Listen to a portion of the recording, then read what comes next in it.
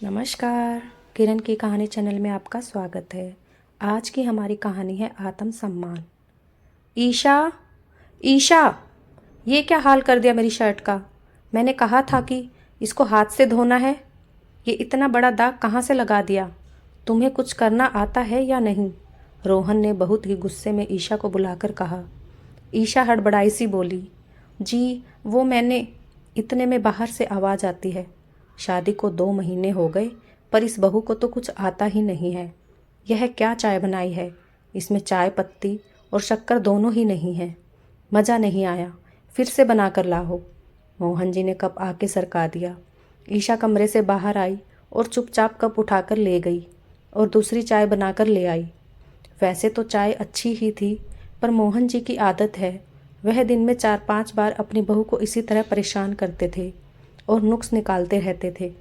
कभी अदरक कम है, कभी कहते कि चाय उबली नहीं, कभी कहते कि दूध ज़्यादा है, पानी कम, तो कभी कहते कि चाय अच्छे से उबाली ही नहीं। ईशा कुछ महीने पहले ही शादी होकर आई थी। वह घर के खाने पीने का ढंग सीख रही थी, पर कभी तो कमी रह ही जाती थी और कभी कमी नहीं रहती तो जानबूझकर बताई जाती थी। सिर्फ मोहन जी का ही नहीं, सबका यही हाल रहता था। घर में सास ससुर हो या देवर ननद, सबको ईशा से शिकायत ही रहती थी।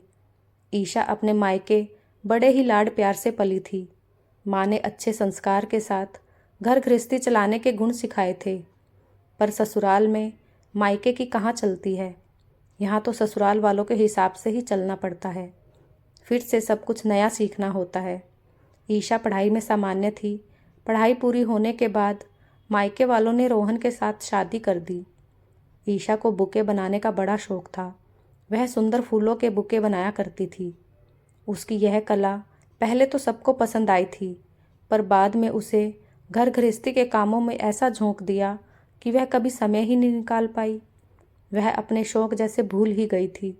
ससुराल वालों का कहना था कि बहू को सिर्फ खाना बनाना और घर संभालना ही आना चाहिए। ईशा ने कुछ समय के लिए अपने शौक को छोड़ दिया ताकि वह घर परिवार में अच्छे से घुल मिल जाए।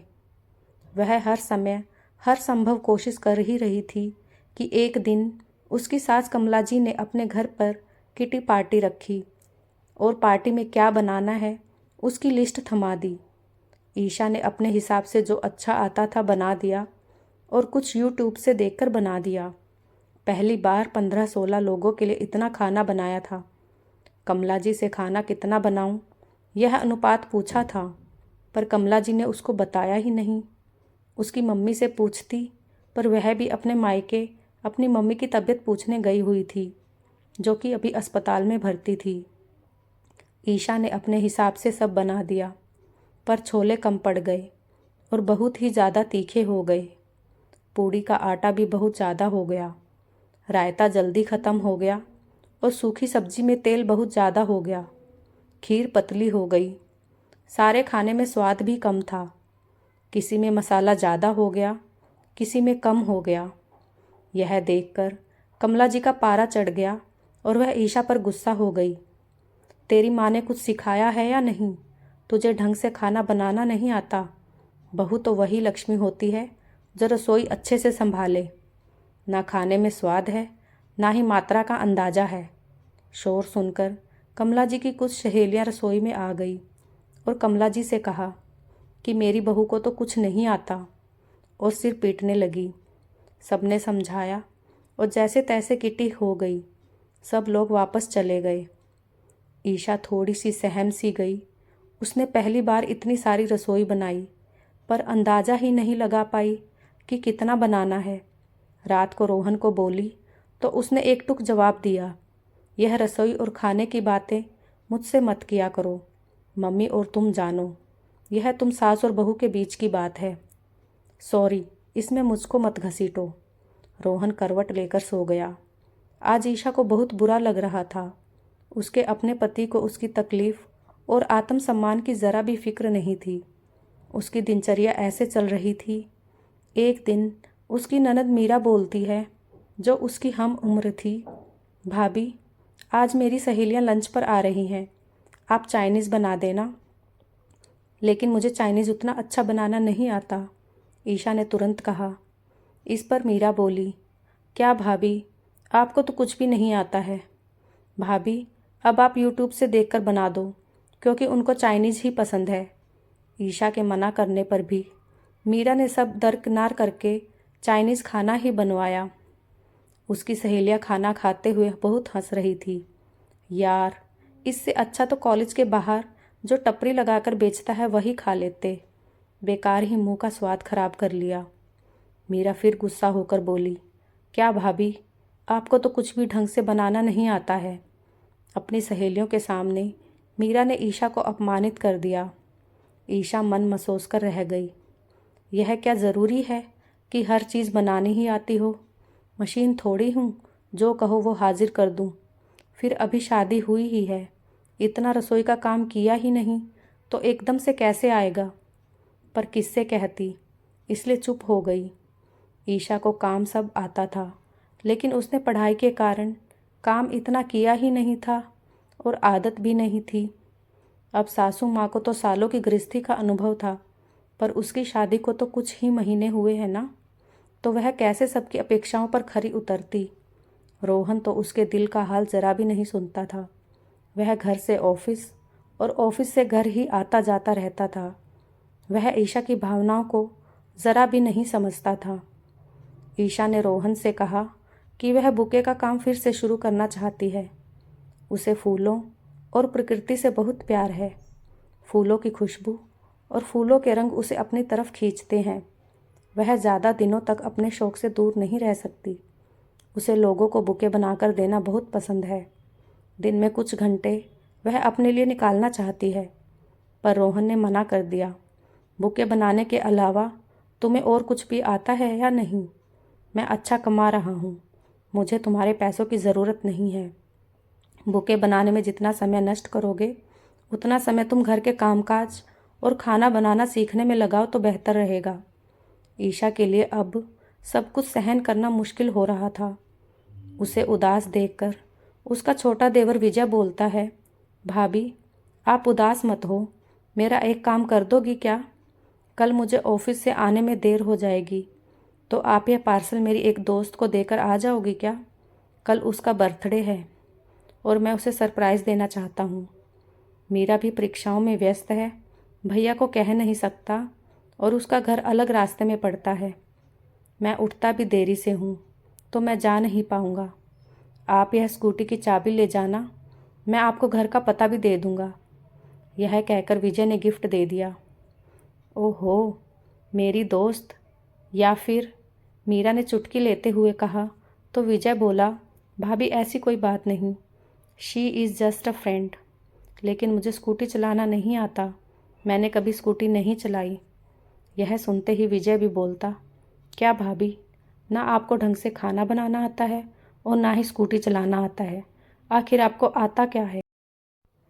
विजय भैया, मैंने स्कूटी सीखने की कोशिश की थी, पर मेरे हाथों एक एक्सीडेंट हो गया था।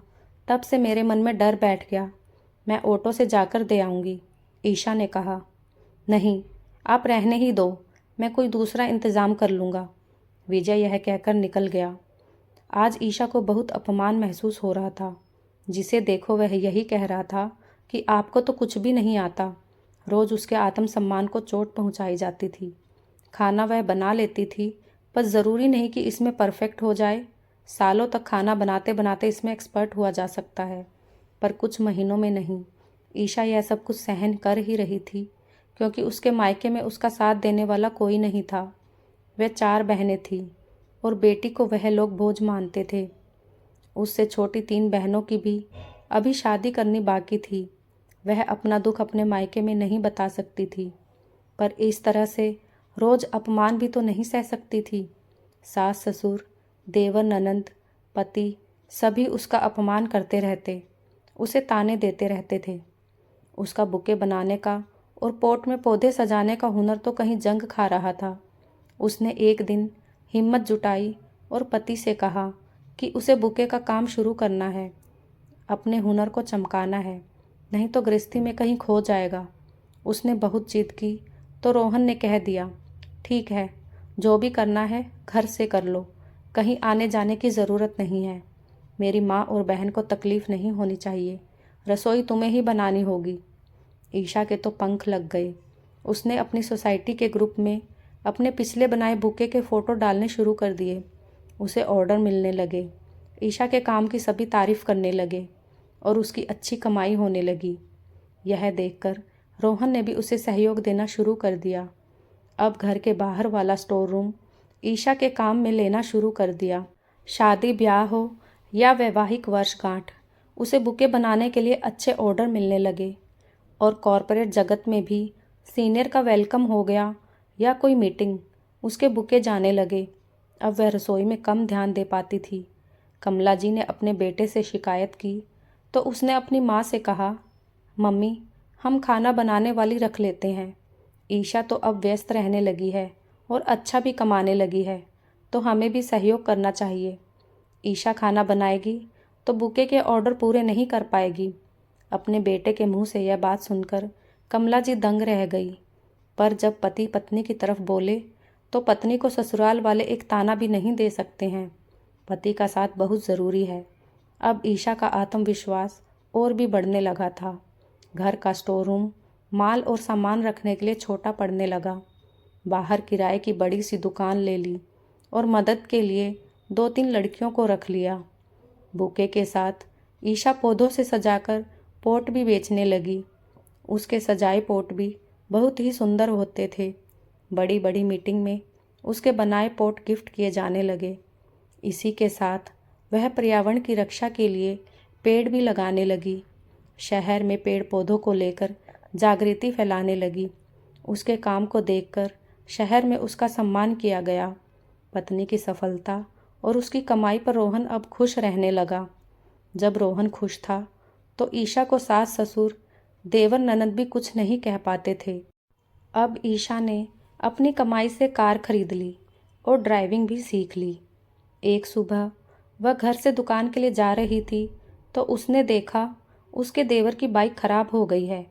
तो उसने आवाज़ लगाई, विजय भैया आपको छोड़ दूँ? मुझे स्कूटी तो नहीं आती पर कार चलाना ज़रूर आता है। सुनकर विजय शर्मिंदा हो गया और उसने ईशा से माफ़ी मांगी। ईशा ने अपनी सफलता के लिए अपनी ननद मीरा की सहेलियों को बुलाया और शहर के सबसे महंगे चाइनीज़ रेस्टोरेंट में चाइनीज़ फूड मंगवाकर खिलाया। तो सब तारीफ़ करने लगे और खूब धन्यवाद देकर गए। मीरा ने कहा, मैं अच्छा चाइनीज़ फूड तो नहीं बना सकती हूँ, पर तुम्हें शहर के सबसे अच्छे महंगे रेस्टोरेंट में मंगवाकर खिला सकती हूँ। तुमने अपनी सहेलियों के सामने मेरा अपमान किया था, पर मेरी माँ ने मुझे यही सिखाया है, कभी भी किसी को कुछ भी कहना हो, कोई भी शिकायत या कमी की बात हो, उससे अकेले में कहो। किसी के भी आत्मसम्मान को चोट नहीं लगनी चाहिए, क्योंकि शरीर की चोट इंसान भूल सकता है, पर आत्मसम्मान पर लगी चोट कभी नहीं भूल पाता। शुरू में कोई भी इंसान परफेक्ट नहीं होता, फिर बहू से यही उम्मीद क्यों करते हैं कि बहू हर काम में परफेक्ट हो, उसे सब तरह के काम आने चाहिए। मीरा की नज़रें शर्म से झुक गई। भाभी मुझे माफ़ कर दो, मुझे यह समझ में आ गया कि हर इंसान हर काम में परफेक्ट नहीं हो सकता। आपका हुनर अलग है, आपका शौक़ अलग है। आपको मौका दिया गया तो आपने उसमें भी सफलता हासिल की। आज आप शहर की सबसे अच्छी बुके बनाने वाली बन गई हो। ईशा की सफलता से सब सास ससुर भी खुश रहने लगे थे। सब कुछ संभव सिर्फ करने की चाह होनी चाहिए। दोस्तों, आत्मसम्मान सबसे बड़ी चीज़ है। उस पर चोट लगती है तो दर्द होता है। कई घरों में रोज़ महिलाओं का आत्मसम्मान कुचला जाता है। उसके लिए ज़रूरी है कि वे आत्मनिर्भर हो। अपना कोई काम शुरू करें, उसमें सफलता मिलेगी तो पति और ससुराल वाले अपने आप सहयोग करने लगेंगे। फिर कोई नहीं कहेगा कि मेरी बहू को कुछ नहीं आता है।